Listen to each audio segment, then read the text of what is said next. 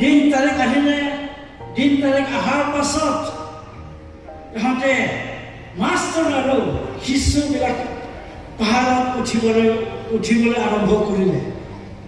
বহুত দূৰলৈ যোৱাৰ পাছতে শিক্ষকজনে তথা মাষ্টৰজনে শিশুবিলাকক ক'লে, गासै दिनै बे समाव इसोरखौ सिबिनो फैनाय साफ्रोमनिसिमबो आं फोरबोसिमै गोजोननाय बावहरनाय जाबाय।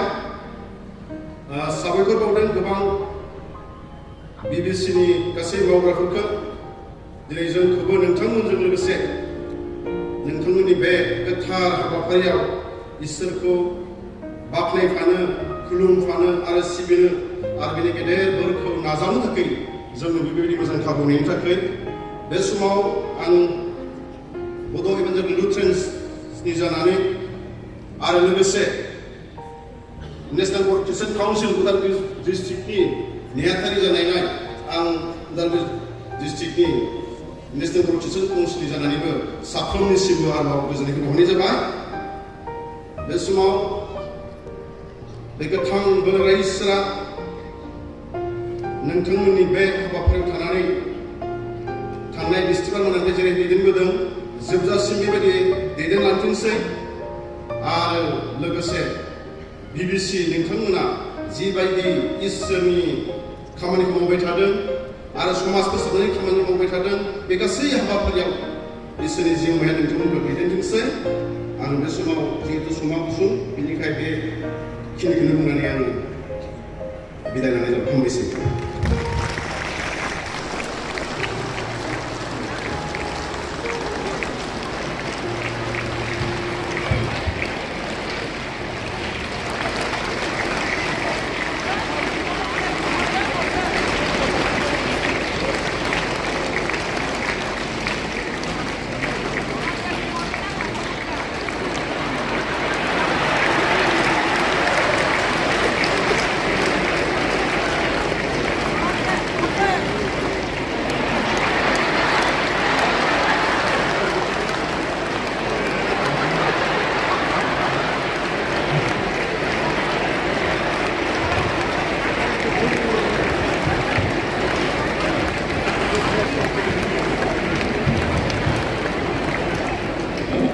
खावलायदों बिथांमोननि गेजेरनिफ्राय आगोलनि बिटिसि मानगोनां हाग्रामा महिलारि गसंथाइ ग्रिटिंस खालामनो थाखाय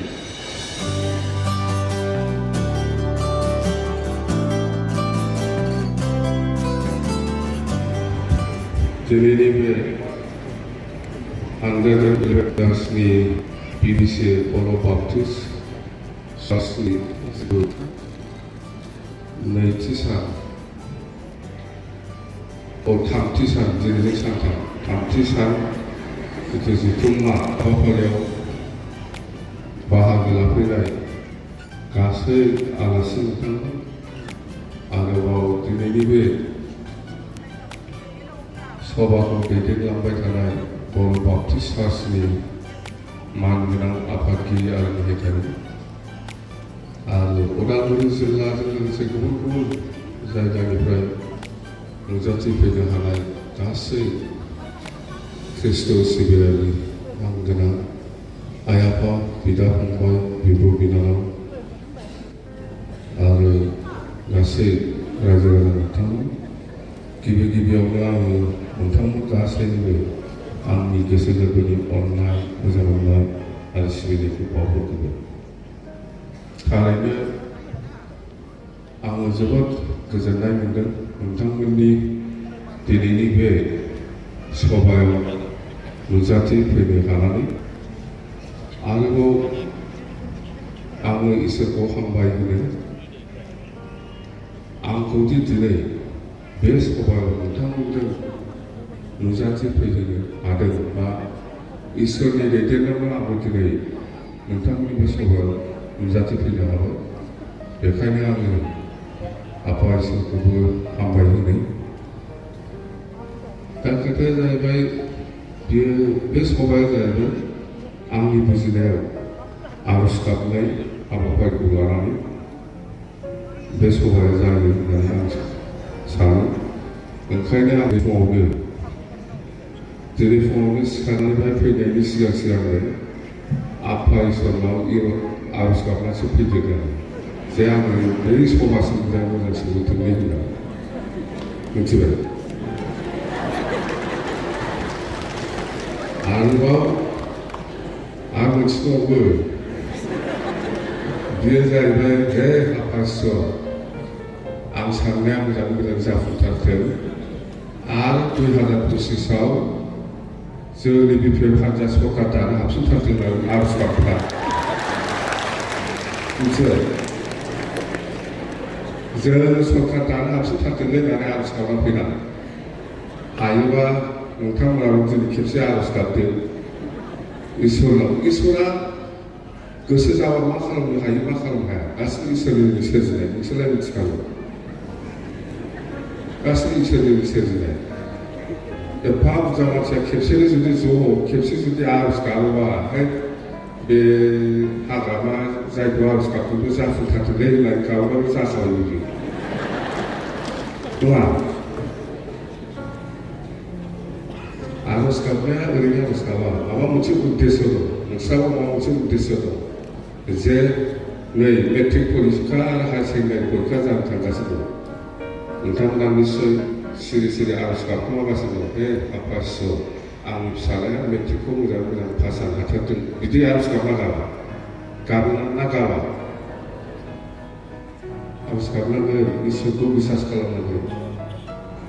बिसास खालामनानैबो जोङो सब समाय जेखि खामानि मावाबानो जों बयबो इसोरनि नाम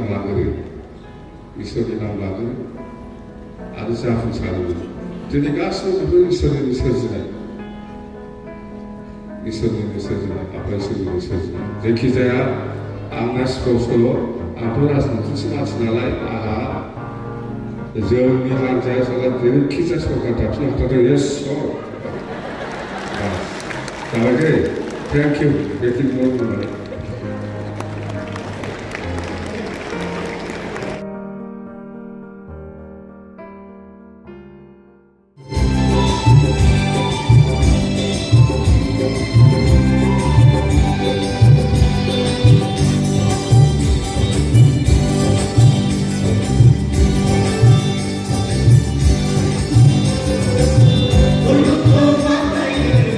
This is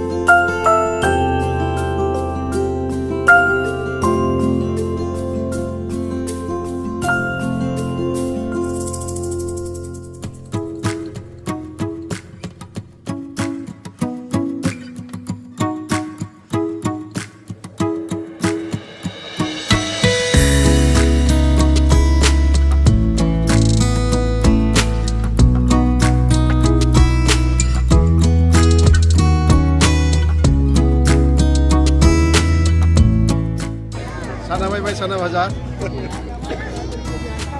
जासिगोन नै जादो गोथावथार सबानि स्पेसियल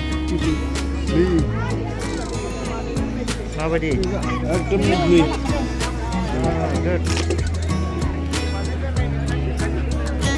गुड जासिगोन नै बाजैनि अननायाव होनदो मा